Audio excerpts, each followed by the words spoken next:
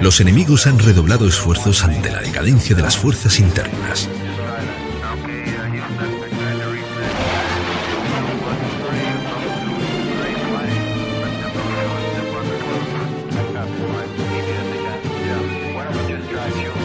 Nom Serviam, el grito satánico los identifica. Aprenda a reconocer los signos y el pensamiento real de las sectas protestantes, masones, New Age, sionismo internacional, liberales y comunistas. Nom Serviam.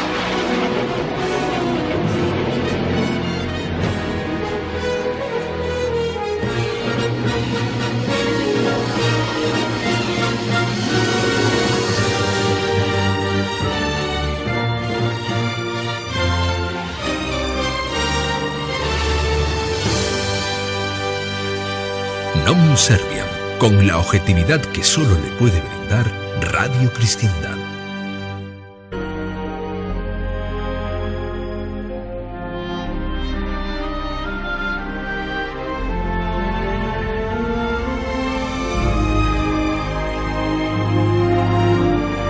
Bienvenidos, amigos de la verdad absoluta, a este nuevo ciclo de Non Serviam, junto a la Reforma Protestante y a la figura histórica de Martín Lutero. Comenzamos encomendándonos a la Santísima Virgen María, destructora de todas las herejías, para que ella nos permita comprender y conocer dónde está el gravísimo error que, como una pestífera situación, se ha extendido desde aquella época de Martín Lutero hasta aquí, confundiendo y cegando a tantísima gente. Veremos la tremenda influencia de Lutero en la sociedad alemana primero y luego ya en todas partes. Por eso este ciclo, que comienza hoy, lleva por título Lutero, el monje maldito.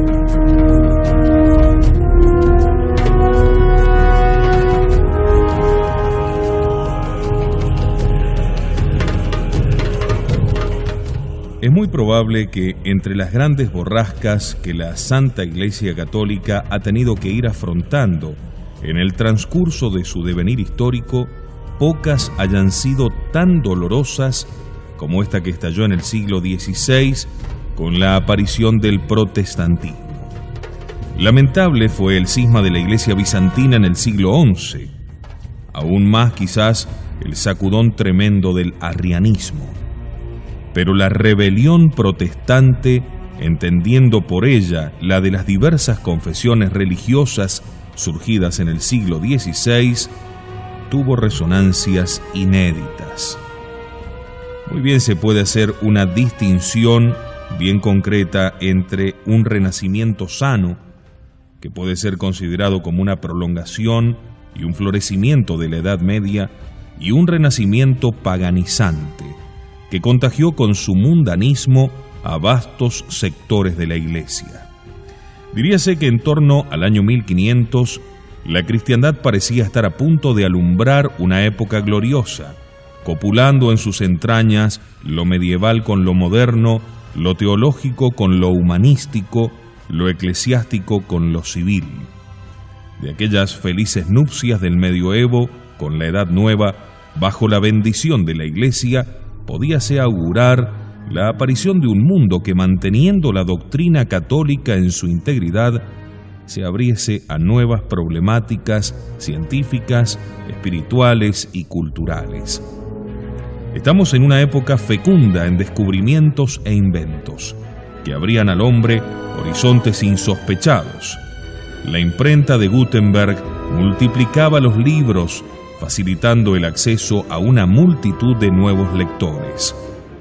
Refiriéndose a ella, decía en 1487 un médico de Augsburgo que había embellecido con su arte y sus ricos adornos la vestidura nupcial de la Iglesia Católica, esposa de Cristo.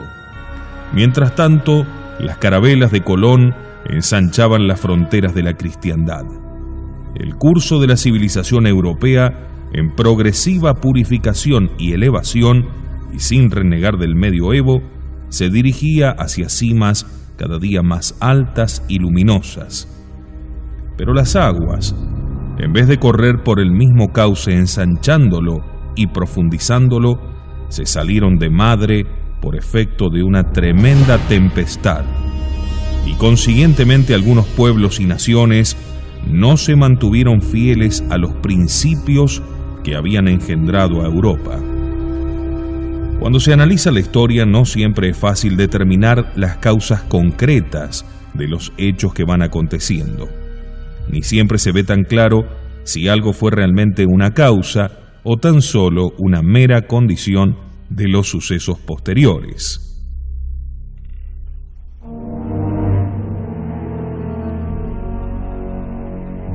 Autores conocedores juzgan que es mejor hablar de raíces históricas, intentando significar con esta expresión que entre unos fenómenos precedentes y otros ulteriores existe cierto nexo, cierta ligazón, cierto influjo o dependencia.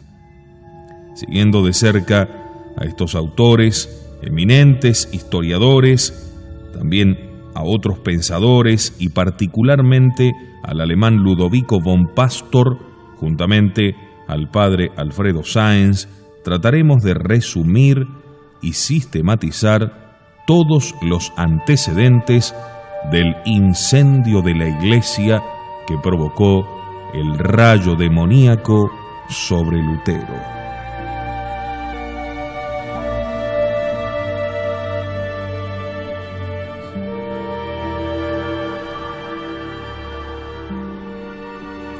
Cabe primero detenerse en la situación religiosa en aquellos tiempos. La decadencia era cierta, pero no todo estaba destruido. Los fieles tenían a su alcance catecismos y opúsculos religiosos donde abrevar su piedad. Había sacerdotes y religiosos santos y apostólicos, así como numerosos predicadores, estables unos, itinerantes otros por villas y ciudades, que llevaban la buena nueva por doquier. Leonard, un calvinista francés, describe así el panorama general europeo. La piedad de los fieles se mantenía con un ardor, una diversidad y una espontaneidad notables. Piedad que se fundaba cuando el clero cumplía sus deberes, y el caso no era raro, en una buena instrucción religiosa, un mérito que se debe a la iglesia docente de aquel tiempo. La piedad tiene un fuerte basamiento familiar en los cultos domésticos, presididos por el padre de familia y nutridos por abundante literatura mística y catequética que la imprenta pone pronto a disposición de amplios círculos. La antorcha de una sana reforma se había encendido en varias naciones, preanunciando una próxima primavera religiosa.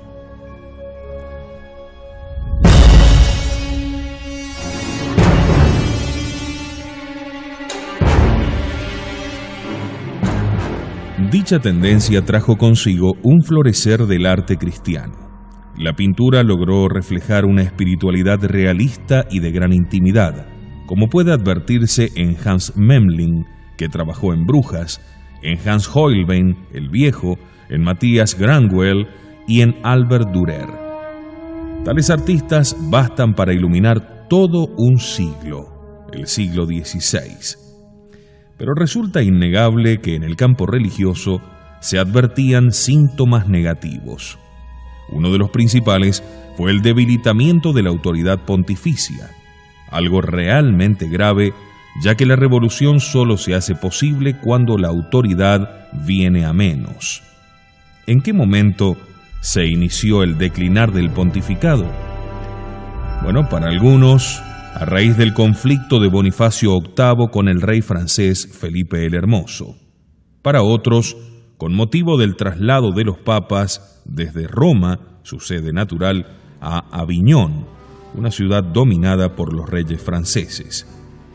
Sea como fuere, cuando Lutero se enfrente con la cabeza de la Iglesia, no se encontrará a un Hildebrando ni a un Inocencio III, sino al florentino Juan de Medici, jocundo príncipe del Renacimiento. El espíritu renacentista no dejó de lesionar a la Iglesia. Algunos papas de aquellos tiempos se vieron afectados por el carácter mundano del siglo, el lujo, el mecenatismo esteticista, las ambiciones familiares, dejando en un segundo plano su misión sobrenatural o supeditándola a intereses demasiado humanos. De pontífices y pastores de almas se fueron convirtiendo en príncipes seculares, interesándose más en los asuntos políticos que en el incremento de la catolicidad. Con demasiada frecuencia recurrían a la pena de la excomunión, que así iba perdiendo su seriedad y su eficacia. Tal costumbre venía de tiempos atrás. Ya en 1328, por no haber pagado a Roma las deudas contraídas, eran excomulgados y suspendidos no menos de un patriarca, 5 arzobispos, 30 obispos y 6 abades, por deudas. También en el siglo XVI, Juan de Ávila deploraba dicho abuso en su trabajo sobre causas y remedios de las herejías. Allí decía: cosa es de mucho escándalo para los fieles y herejes al sacar tan presto y tantas veces esta espada que tan delgado filo tiene que llega a cortar las almas. Cosa es digna de llorar que no haya misa mayor en días de fiesta, que no se lean 7, 8 o más de estas cartas de excomunión. Justamente por eso Lutero, al recibir la bula donde se lo excomulgaba, la despreciaría y la escarnecería públicamente, respondiendo con insultos y vilipendios al pontífice que declaraba heréticas sus doctrinas. Pasemos al alto clero. El estado en que se encontraba vuelve verosímil la rápida propagación del incendio luterano. Sus desmedidas riquezas hicieron que la alta nobleza se aprovechase de la Iglesia para que sus hijos medraran, ocupando puestos elevados en el episcopado. Las sedes diocesanas se proveían casi exclusivamente con personas de esa proveniencia, que a menudo no veían en las mitras sino una fuente de poder y de riqueza. Los príncipes lograban que algunos de sus hijos fuesen elevados a sedes episcopales, de modo que cada vez eran más los obispos aseglarados, señores temporales antes que apóstoles de Cristo. Un libro notable de esos tiempos llamado Onus Ecclesiae decía que aquellos dignatarios cubrían sus cuerpos con oro, pero sus almas con basura. Esto pasó sobre todo en el último período que precede a la gran revolución religiosa. Algo semejante acontecería con los cabildos catedralicios. Cada día ingresaban más jóvenes de familias nobles en el estado eclesiástico sin vocación alguna, movidos tan solo por el deseo de alcanzar un beneficio económico o mayor prestigio social. Estos canónigos, que a veces no habían recibido ningún orden sagrado, introdujeron en los cabildos un espíritu de aseglaramiento, de sensualidad y de avaricia, dando varios de ellos grandes escándalos por su inmoral conducta. Es evidente que tales personas opondrían por lo general una resistencia escasa ante cualquier novedad religiosa y que más bien la aceptarían de buena gana con tal de que les permitiera conservar sus beneficios. Quizás en ningún país era tan poderosa y opulenta la nobleza eclesiástica como en el Imperio Germánico, precisamente el lugar donde nacería la tremenda reforma. Allí dicha nobleza mantenía sus antiguos señoríos feudales. En muchas ciudades y diócesis, la mayor parte de las tierras y campos eran propiedad de la Iglesia, es decir, de los obispos y de los abades. Un humanista alsaciano, Jacobo Winfeling, asegura que los obispos de Estrasburgo tuvieron guardados durante más de 100 años el báculo y la mitra, sus insignias episcopales. De uno de esos obispos se cuenta que no celebró misa casi durante 30 años. Comulgaba una vez al año para Pascua, mezclado con la servidumbre de su castillo, y de ordinario vestía como los caballeros con la espada al costado. En un retrato que traza de los obispos alemanes, dice Erasmo, en su elogio de la locura, que olvidando los ritos de la liturgia, planes sátrapas agunt, obran como sátrapas. Resultado de tal género de vida era el ausentismo de los pastores, una de las pestes más dañinas de la Iglesia antes del Concilio de Trento, así como la frecuente violación del celibato, la ambición y la codicia. Poco hicieron, pues, los obispos para prevenir la herejía que se anunciaba en el horizonte. Con tales dignatarios, la Iglesia no estaba en condiciones de resistir eficazmente a la embestida avasalladora del luteranismo. La negligencia en las obligaciones pastorales que de todo ello resultaba tuvo por natural consecuencia el abandono moral y religioso general. Sin ello sería incomprensible, a pesar de todas las circunstancias que favorecieron tal catástrofe, la tremenda facilidad con que gran parte del pueblo alemán se separó de la fe de sus padres. En cuanto al clero inferior, buena parte de sus integrantes, al menos en ciertas zonas, vivían en el mayor abandono, pobreza, ignorancia y corrupción. Su formación era mínima, ya que no habían pasado por ningún seminario ni otro instituto de formación clerical que en aquellos tiempos no existían. Constituían una especie de proletariado eclesiástico. Convivían con el pueblo, trabajaban como obreros, artesanos o campesinos, participando de las costumbres de sus compañeros y mirando con envidia al alto clero que nadaba en las riquezas, lo que los predisponía a adherirse a cualquier revolución.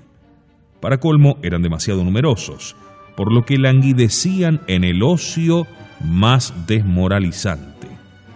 Es cierto que no todos fueron por el estilo.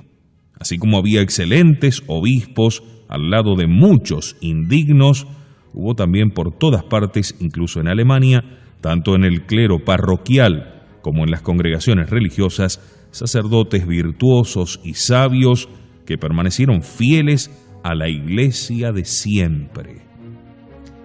Si miramos la situación de las abadías y monasterios ricos, advertimos que eran los que más se habían alejado de su primitivo espíritu, incapaces de emprender una autorreforma saludable. Muchos de sus miembros vivían a su albedrío, al modo de giróvagos, siempre fuera de los claustros. En cuanto a las monjas, algunos de sus conventos tenían fama deplorable, por lo cual no fue raro que no pocas de ellas abrazaran las nuevas doctrinas, quebrantando fácilmente sus votos y echando por la borda todo lo que hasta entonces habían considerado como algo intangible. Algo semejante sucedía con los religiosos en general, por lo que, como luego veremos, con demasiada naturalidad, muchísimos de ellos se pasarían a las filas de los luteranos que predicaban una vida más libre, la abolición del celibato, la supresión de la confesión auricular obligatoria, la inutilidad de ayunos y mortificaciones, la negación de la jerarquía, etc. Incluso una orden militar, antaño gloriosa, la de los caballeros teutónicos, que ahora abundaban en riquezas y habían perdido el sentido de su vocación, en su momento se pasaría en tropel al luteranismo, con su gran maestre Alberto Brandeburgo-Ansbach a la cabeza, quien sería el primer duque de Prusia. También los agustinos darían gran cantidad de sus miembros a la reforma protestante, si bien ellos, no tanto por relajación moral, cuanto por afinidad de ideas y sentimientos con su colega Fray Martín. En el ámbito de la Orden de San Francisco, recordemos la crisis que trajo consigo la aparición de la secta de los Fraticelli, exaltados espirituales, sedicentes herederos de Joaquín de Fiore, para quienes La suma perfección evangélica se cifraba en la pobreza absoluta. Ellos no vacilaban en atacar sin matices a la autoridad suprema de la Iglesia. El Papa era un anticristo o un nuevo Lucifer, y la Iglesia de Roma la meretriz apocalíptica y la Babilonia, sinagoga de Satanás, que debería desaparecer para dejar paso a otra iglesia más espiritual. Ese lenguaje crudo, rico en imágenes escandalosas y difamantes, sería el que influenciaría en Lutero, cargándolo de mayor virulencia antirromana si aún cabía.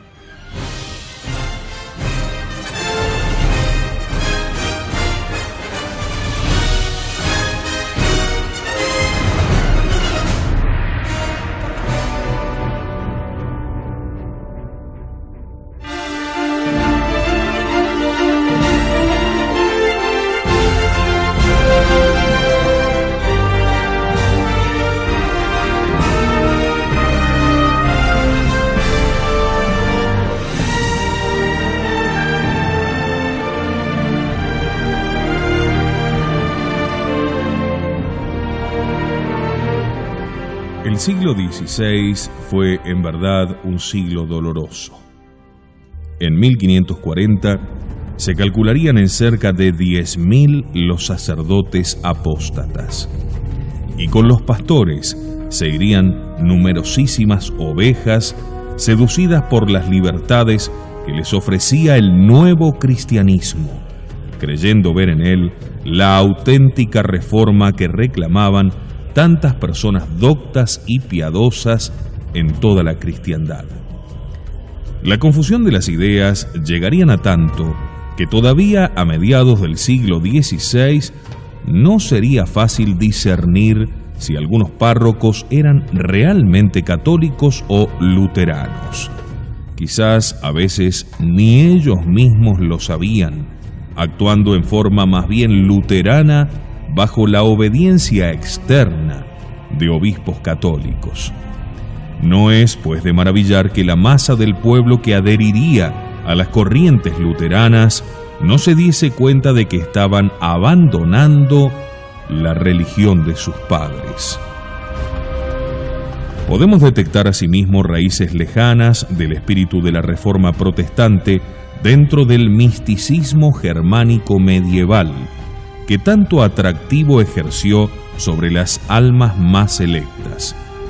Siempre los cristianos de tendencias místicas, sobre todo si no son dóciles y humildes, corren peligro de buscar la unión con Dios prescindiendo de la mediación de la Iglesia, es decir, del magisterio y de los sacramentos. En el siglo XIV e incluso en el XV, floreció en Alemania y en los países limítrofes una especie de escuela mística que a veces degeneró en misticismo. Lutero, que aborrecería a los escolásticos, no pudo menos de sentirse inclinado a algunos de aquellos autores. No que le hubiese interesado la mística patrística y tradicional.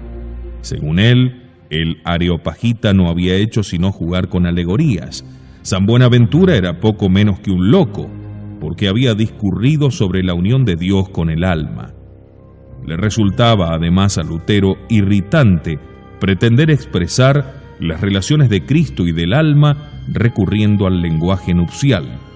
Amaría solamente a aquellos místicos que hablaban con menosprecio de la razón humana, de la filosofía, a los que proponían una interpretación personal de la Escritura, a los que buscaban contactarse con Dios, acentuando a veces desmedidamente su miseria e indignidad.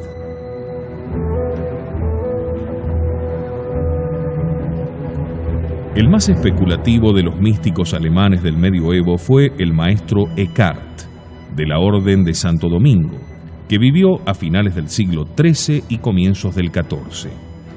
En varios puntos dicho autor se expresó de manera equívoca, con palabras de sabor panteísta, como cuando dice que el alma transformada por la gracia se aniquila en Dios y el mismo Dios se aniquila en el alma.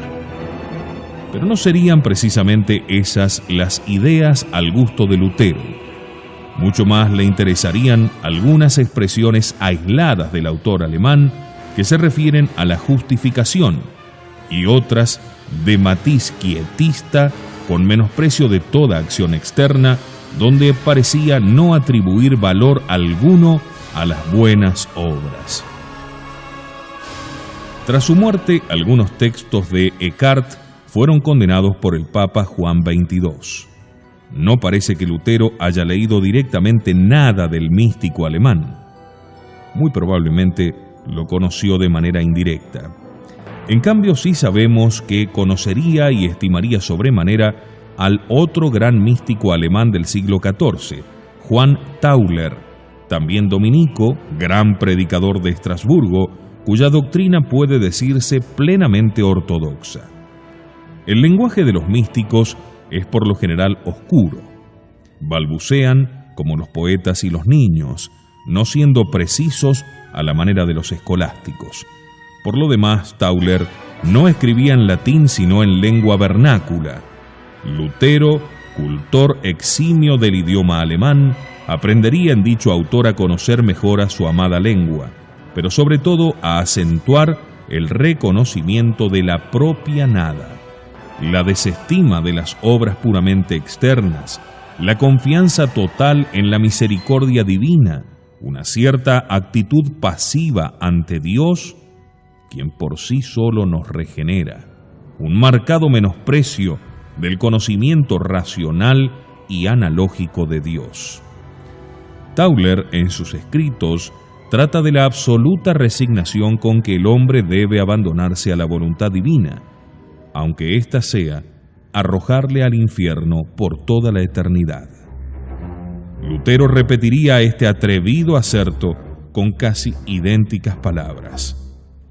Algunas afirmaciones del místico alemán, como por ejemplo la de que la naturaleza humana fue envenenada por el pecado original y por tanto nuestra justicia delante de Dios puede decirse injusticia e impureza, de modo que al hombre caído no le queda sino su impotencia, su indignidad y su nada, le vendrían de perillas a su estructuración intelectual.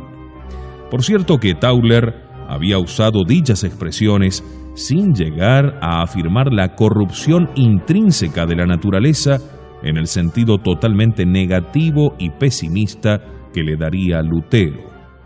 En algunas páginas, su manera de exponer es imprecisa, pero se corrige y completa en otros lugares, incitando a las buenas obras y nunca olvidando la necesidad de la obediencia y de la sumisión al Papa y a la Iglesia.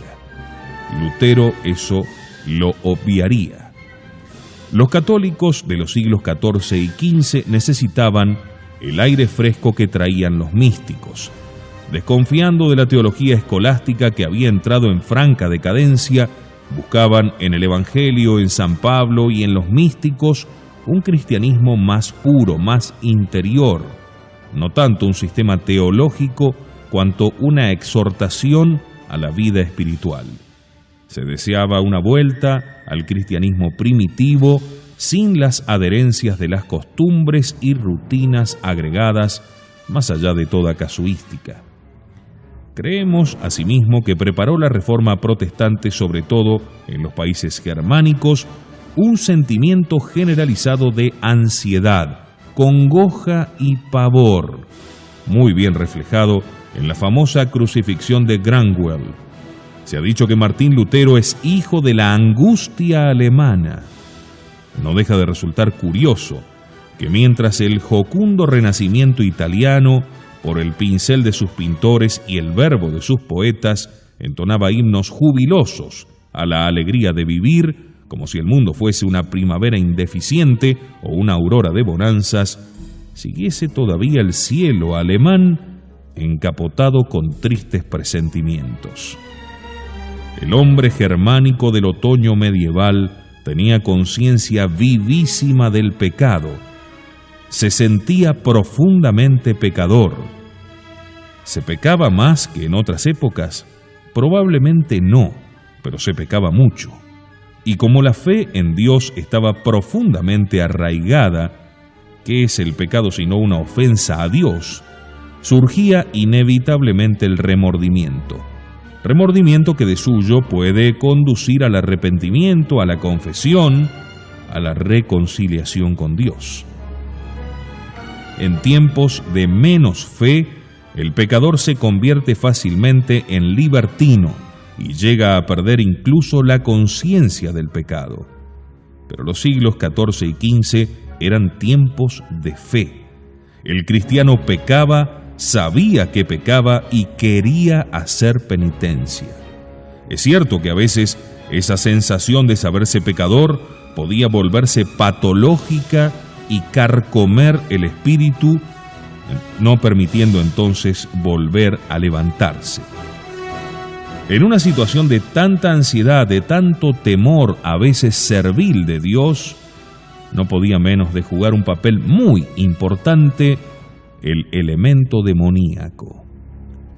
En todos los géneros literarios y artísticos de aquellos tiempos preluteranos aparece frecuentemente la figura del diablo en sus formas más variadas.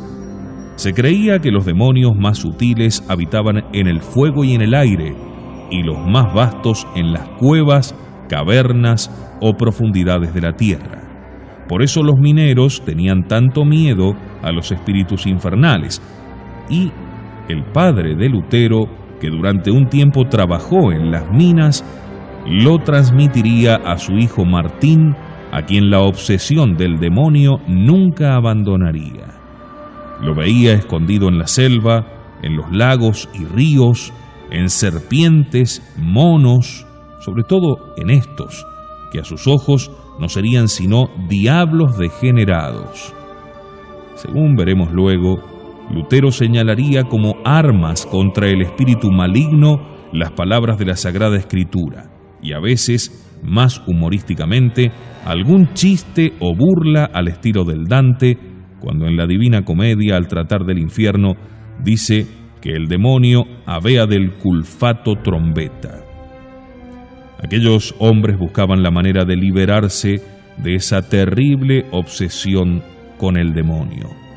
Algunos, si no eran buenos cristianos, lo hacían vendiéndole el alma al demonio, como Johannes Fausto, cuya figura se vio idealizada por la pluma de Goethe, pero que fue un hombre de carne y hueso, que nació hacia 1480 y que antes de ser el doctor Fausto de la literatura, recorrió ciudades y pueblos alemanes, presentándose como un mago, embaucando a la gente con sus artes aparentemente milagrosas y como un sabio astrólogo que preveía el porvenir, si hemos de creer a la leyenda que se forjó muy pronto en torno de sí.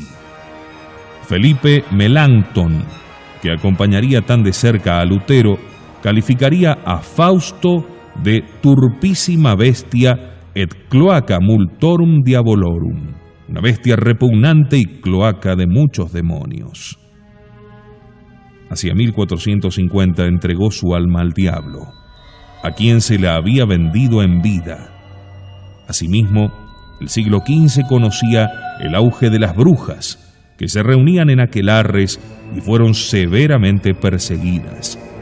El mismo Lutero se refería a ellas como personas bien reales que tuvieron influjo en su propia familia, atribuyéndoles la muerte por maleficio de uno de sus hermanos menores.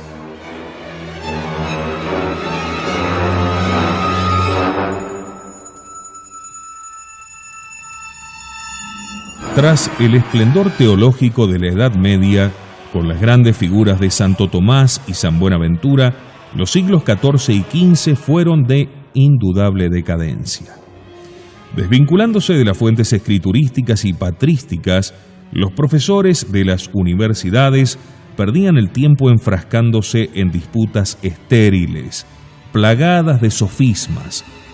Desde que Guillermo de Ockham, franciscano inglés del siglo XIV, junto con algunos compañeros, embistió con el ariete de su nominalismo la gran síntesis tomista, ese edificio trabajosamente construido comenzó a resquebrajarse. Los nuevos pensadores, más ideólogos que intelectuales, miraban con desdén la metafísica, negando a las ideas su valor objetivo. Los conceptos no eran sino rótulos que enunciaban experiencias sensibles.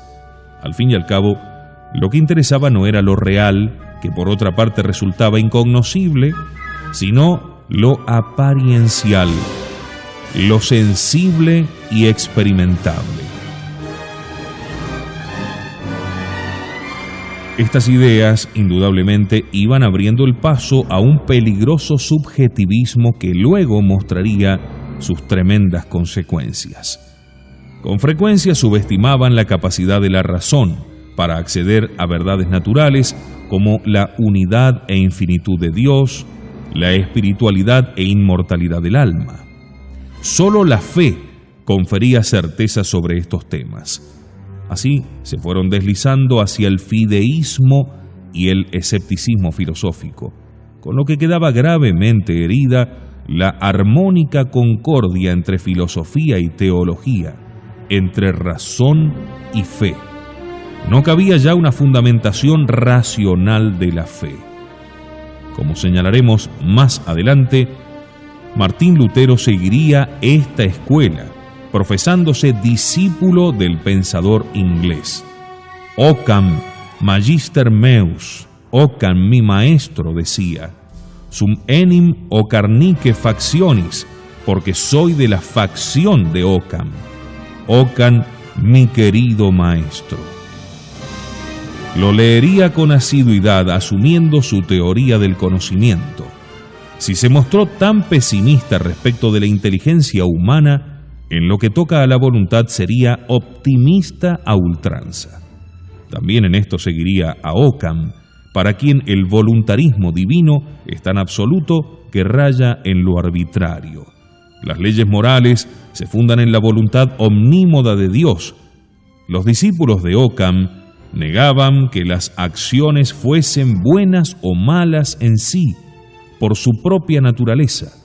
Decían, el adulterio, el asesinato, el robo, la blasfemia son malos solamente porque Dios quiso prohibirlos. Si así no hubiese sido, serían buenos. La oración, la pureza, la caridad son buenas solamente porque Dios lo ha decidido así, es decir, buenas extrínsecamente porque Dios así lo quiere. Lutero aceptaría sin dificultad dichas doctrinas. Asimismo sostuvieron los nominalistas que, en teoría, Dios puede, aunque de hecho nunca lo hará, condenar al infierno a un hombre justo, y también que puede justificar al pecador sin una previa purificación real interior por una simple aceptación exterior, lo que se parece no poco al concepto de Lutero acerca de la justificación ex imputatione divina. Asimismo fue Occam quien introdujo la doctrina del conciliarismo, según la cual no es el Papa la suprema autoridad ni el juez supremo de la Iglesia, sino el Concilio General. Por lo tanto, es lícito apelar de las decisiones de un Papa al Tribunal Superior de un concilio. En su momento, Lutero alegaría la doctrina conciliarista para no someterse al Papa, aunque luego daría un paso más, negando la misma autoridad suprema de los concilios. En la segunda mitad del siglo XIV y comienzos del siglo XV aparecen en el horizonte dos tremendos herejes, John Wycliffe y Juan Hus, que si bien no tuvieron influjo directo en Lutero, con todo crearon en varias universidades un ambiente heterodoxo con herejías semejantes a las que luego proclamaría la Reforma Protestante. A juicio del teólogo inglés John Wycliffe, cuyos escritos serían conocidos en Alemania, la única fuente y regla de la fe era la Escritura. Asimismo sostenía que sólo los predestinados integraban la Iglesia, la cual por lo tanto era invisible. Sostenía también Wycliffe que el Papa no podía arrogarse el título de vicario de Cristo, ni la Iglesia romana era otra cosa que la sinagoga de Satanás. También Wycliffe decía que en la Eucaristía no hay transustanciación, que la libertad humana no existe, que es fatuo creer en los sacramentos, las indulgencias, el culto de las reliquias, etc. Asimismo, según este hereje, toda la revelación está en la Biblia y nadie puede añadir nada a lo que allí se contiene. La Biblia sola basta para el gobierno de la Iglesia. Todas las tradiciones y leyes humanas que no se fundan en la Biblia son superfluas e inicuas. El magisterio de la Iglesia se ha equivocado. ¿Qué hacer entonces para no errar? Atenerse a lo que enseñan los teólogos que conocen bien la Sagrada Escritura. Es decir, que la Iglesia debe seguir a los teólogos y no los teólogos a la Iglesia.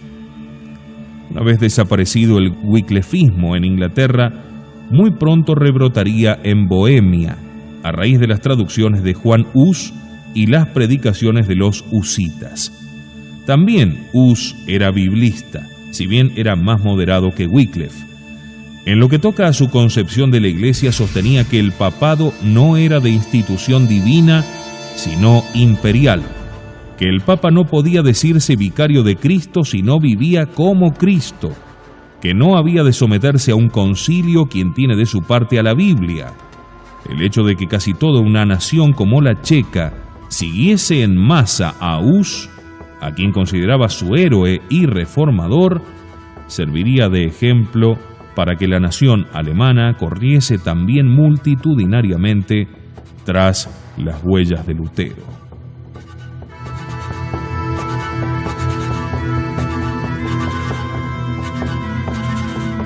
Durante el siglo XV, el nivel de los teólogos católicos lamentablemente siguió decayendo. Decayeron hasta en su modo de expresarse, con un latín bárbaro que provocaba la ira y la burla de los humanistas enamorados del latín clásico. En pos de esto vendría Lutero, quien despreciaría sin matices a todos los teólogos medievales, con Santo Tomás a la cabeza, juzgando que sus doctrinas fundamentales no eran sino falsas opiniones apoyadas en la filosofía del gran pagano Aristóteles y no en el Evangelio de Jesucristo. Por su parte, tomistas, escotistas y nominalistas se dedicaban a discutir entre sí, más para relucir sus habilidades que por hallar la verdad. Si un tomista afirmaba algo, enseguida era refutado por un nominalista y al revés. De ahí que muchas veces, tras largos debates, no se sabía si el tema en cuestión era una verdad dogmática o tan solo una opinión más o menos probable.